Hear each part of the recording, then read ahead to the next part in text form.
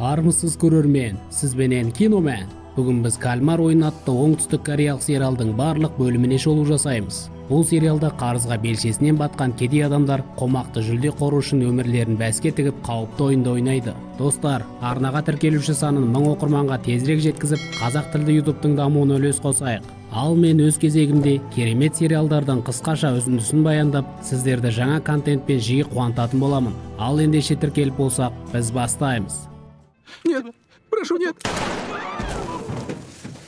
Бірінші бөлім. Сон Ки Хун ересек адам болғанына қарамастан әлі күнге дейін қарт анасының үйінде тұрады. Ол кездескен жұмысты істейді, бірақ жақсы ас пен баспана ақысына ақшасын әрең жеткізеді. Бас кейіпкер бұндай жағдайына қарамастан анасының ақшасын ұрлап, азарт ойынға ақша тігеді. Оның Гаюн есімді кішкене қызы бар. Ки Хун қызын қатты жақсы көреді, бірақ қызы бұрынғы әйелімен басқа отбасында өмір сүреді. Қызының туған күнінде бас кейіпкер жақсы тамақ әперу үшін ат жарысына ақша тігеді. Ки Хун кішкене күннен бастап ойнап үйренген. Ол кішкене жолдастарымен кальмар ойынын ойнайтын. Жерге домалақ, 4 бұрыш және 3 бұрыш белгілерін кальмар денесіне ұқсатып сызады. Балалар күш пен ептілік және қулықты пайдаланып сайысқа түседі. Бірақ бала күнінде көп жеңіске жеткен кейіпкер қазір тек жеңілуде. Ки Хун досын ертіп ақша тігуге аттанады. Оның бірінші атқа тіккен жүлдесі оған табыс әкелмейді. Ал екіншісі табысты болады. Ки Хун 4 миллион вон ұтады. Ол Гаюнға хабарласып, мектептен қайтқандан кейін неше түрлі тәтті алып беремін деп айтып үлгереді. Сол сәтте өзі көп ақша қарыз баскесерлерді көреді. Әжетханаға тығыламын деп ойлаған Ки Хун жолдан бір қызды қағып кетеді. Баскесерлер оның қайда тығылғанын бірден аңғарып ұстап алады. Бірер соққыдан кейін ол табысын баскесерлерге беруді ұйғарады. Бірақ қалтасынан тек тесікті табады. Ол соқтығысқан қыз ұры болып шығады. Сол сәтте оны келісім шартқа қол қоюға мәжбүрлейді. Шарт бойынша бір ай ішінде қарызын қайтармаса, бір бүйрегін береді, содан кейін көзін береді. Баскесерлер кеткеннен кейін Ки Хун қызына барады. Қызына кешкі ас беріп, кейінірек нағыз сыйлық беремін деп уәде беріп үйіне апарады. Ки Хун бір жылдан кейін қызын ақшқа алып кететінін әлі білмейді. Оның өгей әкесі сол жақтан жұмыс тапқан. Қызын алып қалудың тек бір жолы бар, қызын өз атына аудару, ал бұл үшін оны қамтамасыз ете алатынын дәлелдеу керек. Ки Хун үйіне қайтады. Метрода ол пойызге кешіп қалады. Оның жанына жақсы киінген ер адам отырып, ақшаға балалар ойынын ойнауды ұсынады. Ки Хун келіседі. Ол әрине қиындықпен ақша жеңеді. Содан кейін ер адам оған номері жазылған визиткасын береді. Егер бұдан да көп ақшаға ойнағысы келсе, бар болғаны хабарласса болды.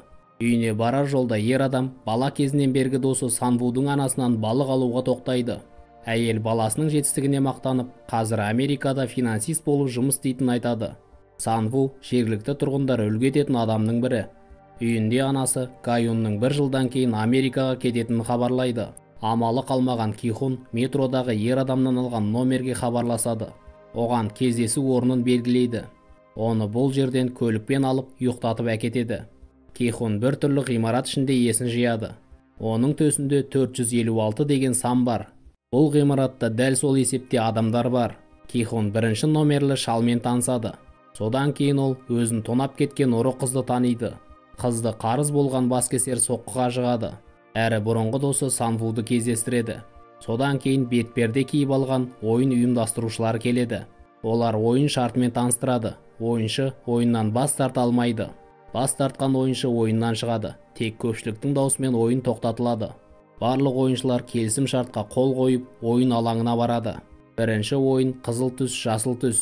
Робот қуыршақ жасыл түс дегенде ойыншылар алаңмен жүгіреді. Ал қызыл түс айтылғанда барлығы қозғалмауы керек. Ойынға 5 минут уақыт берілген. Осы уақыт арасында ойыншылар қызыл сызықты кесіп өтулері керек. Бәрі оңай көрінеді. Бірақ қуыршақ қызыл түсті айтқаннан кейін қимылдаған адам өлтіріледі. Ойыншылар бұндайды күтпеді. Олардың көп бөлігін атып тастайды. Бірақ Ки Хун мен Санву соңына дейін өтеді. Ки Хун құлап кете жаздағанда бөтен пәкістандық адам көмектеседі. Ойын біткеннен кейін үлкен алаңды жауып тастайды. Екінші бөлім. Бірінші ойында мерт болған адамдардың денесін крематорийда өртейді. Тірі қалғандар ортақ бөлмеде жиналады. Олардың еш қайсысы өмірлерін қатерге тіккілері келмейді. Олар ойыннан бас тартқылар келеді. Ұйымдастырушылар жеңген адам миллиардтаған вон ұтады дейді. Бірақ ойыншылар ойнаудан бас тартса, бұл ақшаны мерт болғандардың отбасыларына жібереді. дауыс беру басталып, ойыннан шыққысы келетіндер бір дауыспен алға шығады. Тірі қалғандардың барлығын ұйықтатып, ойын өтіп жатқан аралдан шығарады. Содан кейін әр жерден жол бойына тастап кетеді. Кейхун бірден полицияға барады. Ол болған жағдайды айтқанда ешкім сенбейді. Сонда ол ұйымдастырушылардың визиткасын береді. Құқық қорғаушы номерге хабарласқанда, оған белгісіз әйел жауап береді. Кейхунды полиция бөлімшесінен қуып шығарады. Детектив Хван оны байқап қалады. Онымен қоса домалақ, 4 бұрыш әрі 3 бұрыш бейнеленген визиткасын көреді. Кейхун үйіне қайтып келіп, анасының жоқ екенін аңғарады. Ол анасын іздеуге шығып, базардан Санвуды кездестіреді. Оның досы алыстан өзінің анасын бақылауда. Ол барлығын айтқысы келеді, бірақ қатты үміт артқан анасын жерге қаратқысы келмейді.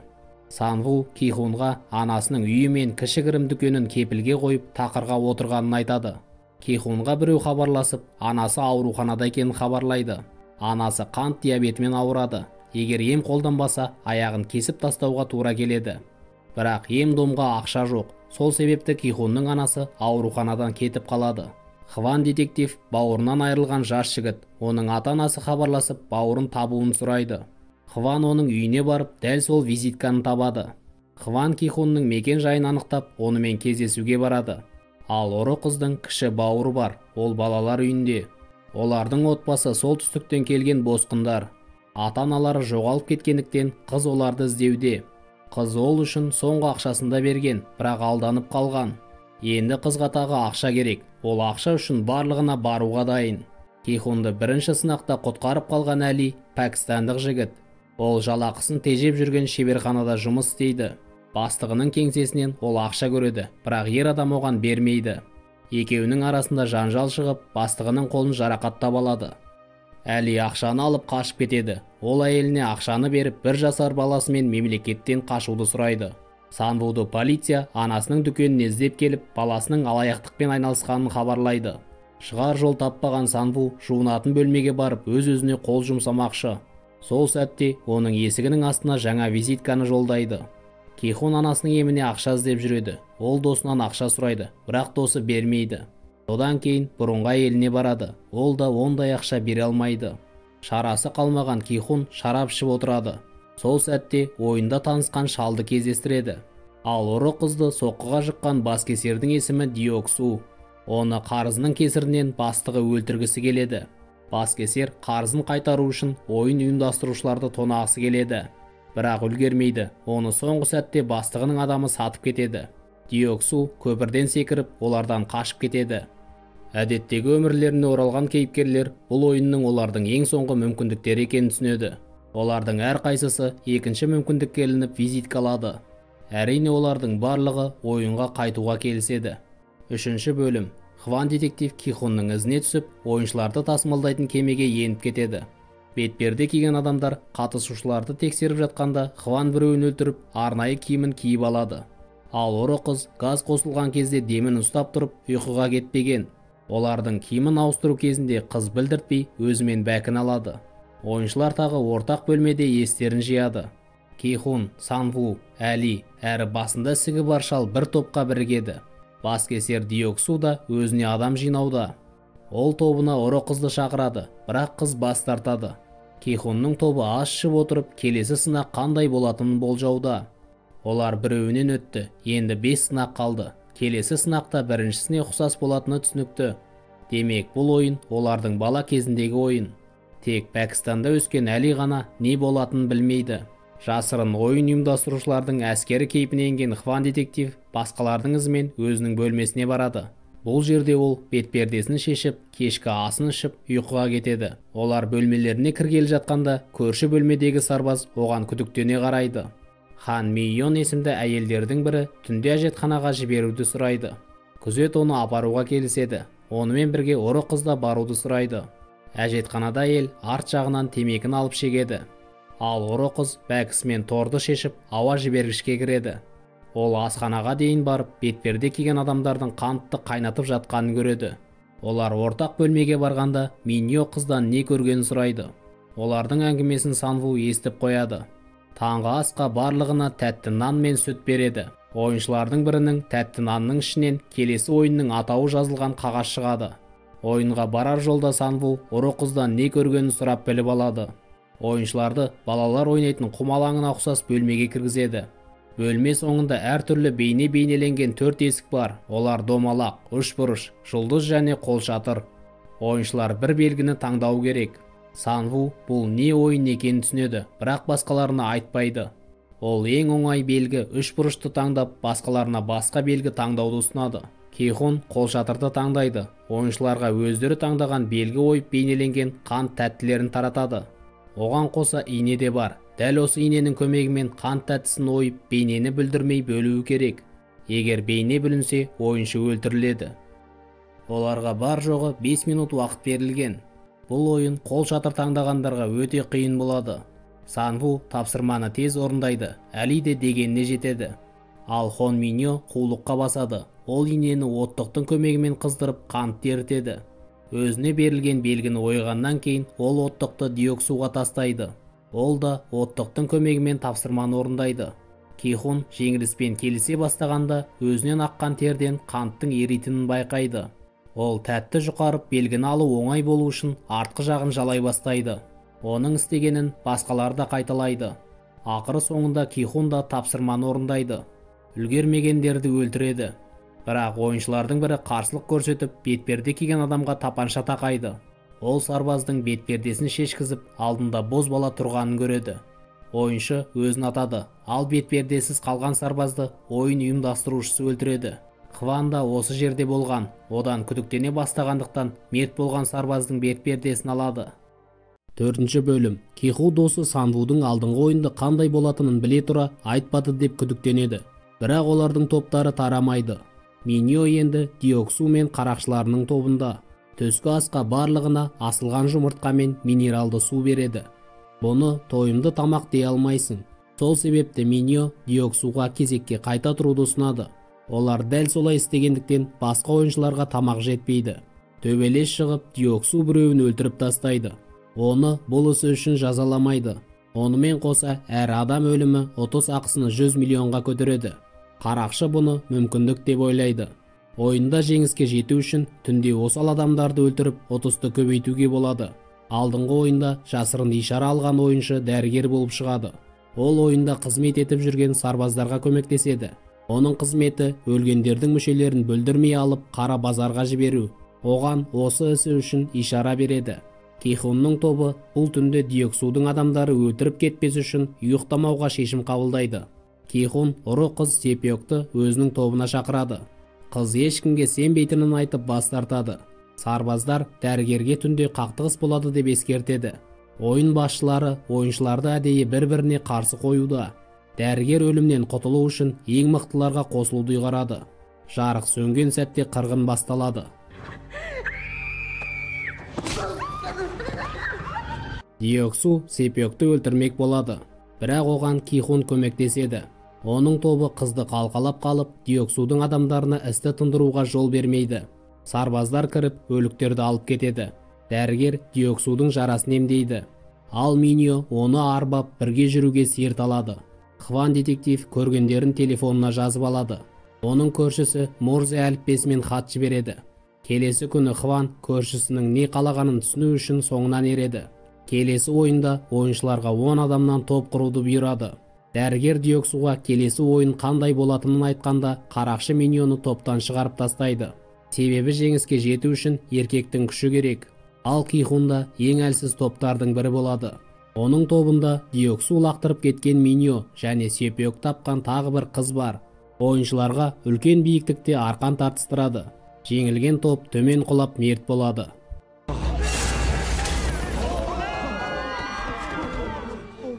Бірінші болып Диоксудың тобы шығады. Олар жеңіске жетіп, ортақ бөлмеге аттанады. Екінші жұпта Кихунның тобы сайысқа түседі. Олар жеңіліспен көндіге бастағанда шал жеңіске әкелетін жақсы тәсілді айтады. Олар бірден жеңілмейді, бірақ күш тең емес. Сол себепті қарсыластары жағдайды қолдарына ала бастайды. Сонда Санву тәуекелге баруды ұсынады. Алдыға 3 қадам басып, қарсыластары босаңсыған сәтте бар күшпен артқа тарту керек. Барлығы таңдау болмағандықтан келіседі. Олар Санву айтқандай жасайды. 5-ші бөлім. Кихудың тобы арқан тартыста жеңіле бастады. Санву алға 3 қадам жасап, қарсыластар босаңсыған сәтте бар күшпен артқа тартып тәуекелге баруды ұсынады. Таңдау болмағандықтан топ Санвудың айтқанын істеп жеңіске жетеді. Қарсылас топ төмен құлайды. Ортақ бөлмеде тірі қалғандар жиналады. Кихонның тобы енді көбейе бастады. Олар түнде Диоксудың адамдарымен тағы шабуылдайтын түсінеді. Сол себепті Кихон мен қалғандары қорғаныс жасайды. Диоксу Кихонға қорғаныстарың бізді тежей алмайды дейді. Сонда Кихон Диоксудан жаңа жолдастарынан қорықпайсың ба деп сұрайды. Олар бірігіп ең күшті адамның көзін құртуы мүмкін ғой дейді. Диоксу бұл сөздерді естіп ойланып қалады. Ол адамдарына түнде қырғын жасамай демалу керек деп бұйырады. Бірақ Кихонның тобы бәрібір түнде кезекпен күзетке тұрмақшы. Түнде жұптасып күзетке тұрған Кихонның тобы одан бетер жақындасып кетеді. Олар бұрынғы өмірлерімен бөлісіп сырларын айтады. Дәрігерді жаңа өліктерден мүшелерін алу үшін алып кетеді. Хван көршісінің нені жасырып жүргенін білу үшін соңынан ереді. Сарбаз оны дәрігер жұмыс істейтін жер асты бөліміне алып келеді. Ол ер адамға тобындағы адамдар мүшелерді сатып дәрігерге сынақтан өтуге көмектесетінін айтады. Дәрігер жұмысын бітіргеннен кейін Хван мен көршісі мүшелерді делдалға жеткізу үшін жер асты жолымен жүреді. Ол жерде Хван ойынның мән жайын анықтап сарбазды өлтіреді. Теперь мы одна команда. Дәрігер сарбаздардың келесі ойынның қандай болатынын білмейтінін естігенде өз-өзін ұстай алмай қалады. Ол біреуін өлтіріп қашып кетеді. Оны бір сарбаз ұстап алып берілуді ұсынғанда сарбазды ойын ұйымдастырушысы өлтіреді. Содан кейін дәрігерді де өлтіреді. Хван бетперде киген сарбаз меңзеген баспалдақпен жоғары көтеріледі. Баспалдақ ойын ұйымдастырушысының бөлмесіне алып келеді. Ол бөлмеге кіру үшін люктағы құлпыны қарумен атады. Қару даусын ұйымдастырушы естиді. Ұйымдастырушы құпия жерге келіп сарбаздың денесін табады. Ол сарбаздардың өзіне білдірмей мүшелерді сатып дәрігерге көмектескенін түсінеді. Оған қоса сатқынның бірі осы аралда тірі жүргенін біледі. Ойыншыларды келесі сайысқа оятады. Кихон өз атында ұмытып қалған шалдың жағдайы қиын екенін көреді. Ол бұтына жіберіп қойған. Хван бөлмені тінтіп архив салынған жерді табады. Бұл жерде біраз жылдар бойы өтіп жатқан ойынның қатысушылары жайлы ақпарат бар. Ойыншылар арасынан бауырының есімін іздеп таппайды. Содан кейін Хван жеңімпаздарды қарап керек адамды табады. Оның бауыры жеңімпаздар арасында. 6 бөлім. Келесі ойын алдында ойыншыларды ортақ бөлмеде тіз қатар тізеді. Кихонның тобындағы шал бұтына жіберіп қойды. Кихон оның абыройын сақтап қалу үшін кеудешесін беліне байлайды. Ойыншыларды кезекті ойынға апарады. Дәлізден олар адам мүшелерін сатқан сарбаздар мен дәрігердің асылып тұрғанын көреді. Ұйымдастырушы ережені бұзған адамдар осындай хәлге түсетінін айтып ескертеді. Хван детектив архивтегі құжатты суретке түсіріп алады. Сол сәтте қоңырау келіп түседі. Қоңырауға ұйымдастырушы жауап береді. Содан кейін Хван дәл осы телефонмен полицияға хабарласпақ болады, бірақ түк шықпайды. Ол тұтқаны ұйымдастырушы қойған секілдетіп қоймайды. Ойыншыларды әппақ бөлмеге кіргізіп, келесі сайысқа түсу үшін жұпқа бөлінуді тапсырады. Дәрігер шығып қалғандықтан тақ санды адам қалды. Санву күшті әлиді жолдасы етіп таңдайды. Сепек топтағы жаңа қызбен жұп құрады. Кихон шалды таңдайды, ал Миньо жалғыз қалады. Оны ешкім таңдамады. Ойыншыларды жаңа алаңға шығарады. Бұл жерде оңтүстік Кореяның Қарабайыр ауданы бейнеленген. Ойыншыларға әр жұп бір-бірімен сайысқа түседі деп хабарлайды. Олар тас ойынын ойнап, кез келген ойынды таңдай алады. Барлық 20 тасты отқан адам жеңіске жетеді. Көпшілігі тақсан жұпсан ойынын ойнайды. Демек, қарсыласы қанша тасты жасырғанын табу керек. Егер тапса, жасырылған тасты алады. Әли бұл ойынды мүлдем ойнаған емес. Санву оған ережені түсіндіргеннен кейін Әли жеңе бастайды. Ол Санвуды толықтай дерлік жеңіп жатады. Сепек жаңа танысымен соңына дейін ойнамауды шешеді. Олардың сырласуға жарты сағат уақыттары бар. Ал уақыт таяған кезде тек бір жүріс жасап, жеңімпаз барлығын алады деп шешеді. Шал болса есін жоғалтып алады. Ол алаңды өзінің ауданы деп ойлап қаңғып кетеді. Ал Кихон ойынды бастауға оны көндіруде. Солай олар тақсан жұпсан ойынын ойнауды бастайды. Санву Әлидің оны жеңіп кеткенін түсінеді. Ол жігіттен тоқтауын сұрап, екеуі де жеңіске жететін жолды айтып алдайды. Ол Әлиді басқа топтың осал жерін бақылауға жібереді. Әли сену үшін оған тас салынған қапты ұстатады. Негізінде қапқа қарапайым тастарды салып жіберген еді. Әли кеткен кезде Санву оның тастарын ұрлап, сарбазға барлық 20 тасты көрсетеді. Әли жеңілгендіктен өлтіріледі.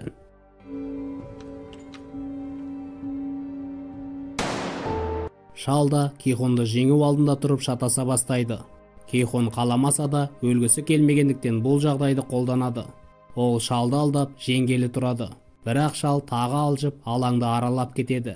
Кихон оны тапқан кезде шал әдейі істегенін мойындайды. Ол өзінің есімін есіне түсірді. Ойлнам. Содан кейін соңғы тасын Кихонға ұстатады.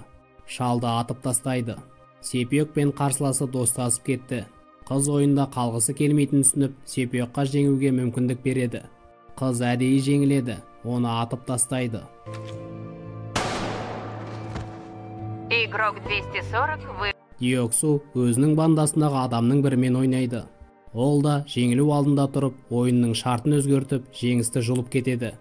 7-ші бөлім. Ойынды ұйымдастырушылар арнайы қонақтардың келуіне дайындалуда. Ойыншылар ортақ бөлмеден миньоны көреді. Оны өлтірмей, ойынды жалғастыруға рұқсат берген. Ұйымдастырушы телефонның әдеттегіден басқаша тұрғанын аңғарады. Ол бөлмеде бөтен адамның барын түсінеді, бірақ тауып үлгермейді. Оны рациямен шақыртып алады. Аралдың күзеті бұрынғы сарбаздың денесін тапқан. Оның үстінде Хванның киімі, ал қалтасында полиция төлқұжаты бар. Ұйымдастырушы денені өртеуді бұйырады. Аралға арнайы қонақтар келеді. Барлығы бетперде киген. Олар ойынның соңын теледидардан емес, тірідей көргілері келеді. Әр қайсысы өз ойыншыларына бас тіккен. Ойын басшысы да жарыстың басы қасында болуы керек. Бірақ ол белгісіз себептермен бұл жерде бола алмайды.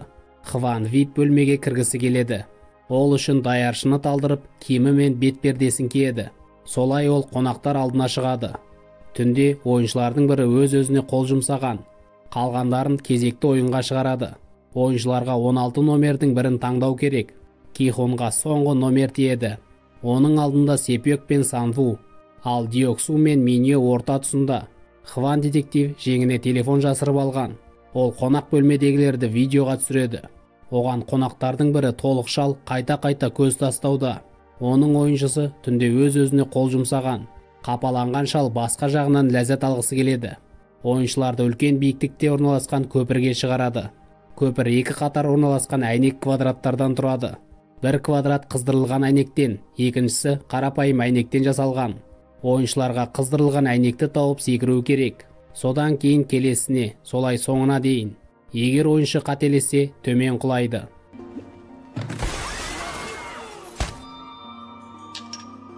Ойыншылар реттік сандарына қарай алдыға жылжиды. Қатысушылар көпірмен жылжып келеді. Оларға бар болғаны 16 минут уақыт берілген. Біреулері өздері қателессе, екіншілерін артында жүргендер асықтыруда. Қонақтар арасында отырған толық шал бетперде киген Хванды жанына шақырады. Содан кейін ол бетпердесін шешуін сұрайды, бірақ Хван бас тартады. Ол шалды қонақ бөлмеден шығуға көндіреді. Содан кейін бөлмеге кірген шал Хванмен жақындаспақ болады. Сол кезде детектив тапаншасын тақап камераға ойын жайлы барлығын айтуды бұйырады. Содан кейін Хван шалды талдырып қашып кетеді. Кезек Диоксуға келгенде ол әрі қарай жүруден бас тартып, тәуекелге барғысы келмей, келесі ойыншыға алға жүруді бұйырады. Сол сәтте Миньо ойынға кіріседі. Ол Диоксудың әйнегіне келіп, оны құшақтап алып, кегін қайтару үшін төмен құлайды.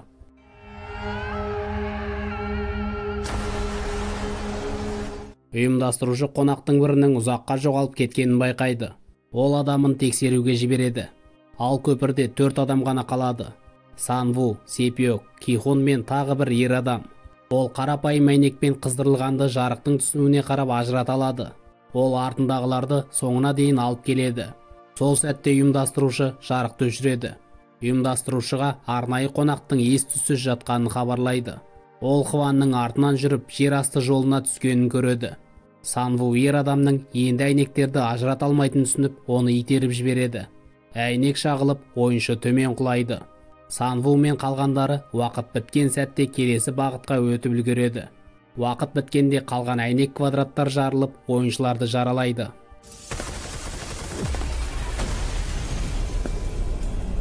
Хван аралдан жүзіп кетіп, бастығына жолдама жіберу үшін қайта келеді. Ұйымдастырушы артынан қайықпен аттанады. 8-ші бөлім. Хван детектив тастақты жардан шығады. Оның телефоны байланыс ұстамағандықтан тауға шығуды ұйғарады. Ки-хун мен Сан-ву сөзге келіп қалады. Ки-хун досын кісі өлтірдің деп айыптайды. Бірақ Сан-ву өкінбейді. Ол жеңіс үшін барлығына баруға дайын, тіпті досын өлтіруге де. Ойыншыларды финалға шыққандарымен құттықтайды. Оларға таза киім салынған қораптарды беріп, кешкі асқа киінуді ұсынады. Сепиок киім ауыстыру үшін әжетханаға барады. Бұл жерде ол ішіне қадалған әйнектің үлкен бөлігін жұлады. Қыз көп қан жоғалтады. Ол жарасын бірден кетіп таңып қалғандарына қосылады. Кислород баллонында белгі бергіш болған. Соның көмегімен ұйымдастырушы Хванды тауып, артынан жасағын жібереді. Ол сарбаздарға Хванды тірідей ұстауды бұйырады. Ал Хван биікке шығып бастығына хабарласады. Бастығы Хванның ұзаққа жоғалып кеткеніне наразылығын білдіргенде Хван дұрыстап түсіндіре алмайды. Байланыс қайта-қайта үзіле береді. Сонда ол аралда түсірген видео мен фотоны жібермек болады. 3 финалисті жақсылап тамақтандырады. Бірақ Сепиок нәр татпайды. Кешкі ас аяқталғаннан кейін ойыншыларға пышақтарын қалдырып кетеді. Үшеуі де қаруды алады. Байланыс тым нашар болғандықтан Хван детектив видеоны жібере алмайды. Оны сарбаздар байқап қалып ізіне түседі. Хван жартасқа дейін қашып келеді. Артынан сарбаздар мен ұйымдастырушы келеді. Хван аралға жақын арада полиция келеді деп қорқытпақ болады, бірақ ұйымдастырушы оған сенбейді. Ұйымдастырушы Хванның тапаншасында тек бір оқ қалғанын санаған. Ол жігіттің атпайтынына сенімді болғанда детектив ұйымдастырушының иығынан атады. Хван оның бет пердесін шешкізеді. Бет перде артында оның жоғалып кеткен бауыры болып шығады. Ол Хванды атқан сәтте жігіт жартастан теңізге құлайды.